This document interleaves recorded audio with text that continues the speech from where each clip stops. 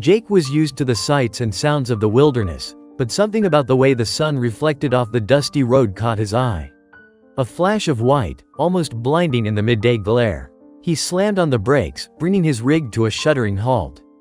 He stepped out, squinting against the sun, and his breath caught in his throat. Lying there, barely moving, was a small, white creature, its fur so pure it seemed to glow.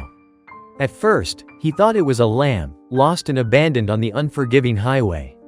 But as he got closer, he saw the delicate ears, the long, slender legs, and the unmistakable doe-like eyes. This was no lamb, it was a fawn, a young deer, and it was undeniably albino. Jake's heart ached. He gently scooped up the fragile creature, its thin body trembling in his hands. The fawn felt surprisingly heavy for its size, and its soft white fur seemed to soak up the warmth of his touch. He carefully placed it in the passenger seat of his truck, tucking a blanket around it for comfort. He knew there was a wildlife rescue center in Loomis, just a few miles down the road. He didn't even question why the fawn was alone, why it was white, or how it ended up on the highway. All that mattered was getting it to safety. The volunteers at the Kindred Spirits Fawn Rescue Center were as surprised as Jake was. They confirmed his suspicions. The fawn was a female, no more than 3 weeks old, and her albinism was indeed the reason for her remarkable white coat.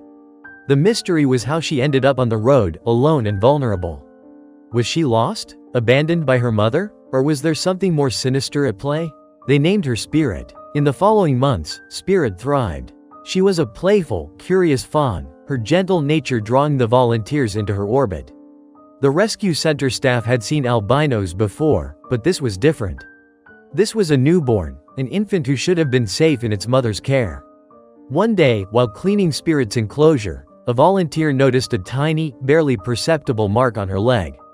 It was a faint, almost invisible scar, but it was enough to spark a chilling possibility.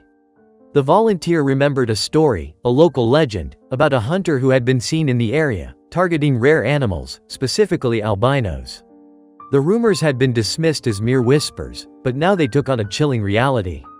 She learned to forage, to interact with other deer, and the day of her release into the wild drew near.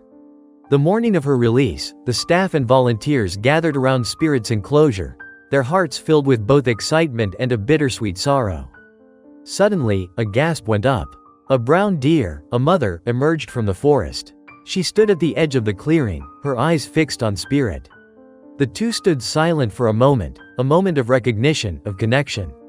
Then, the mother deer turned and led Spirit back into the forest, a white speck disappearing into the shadows.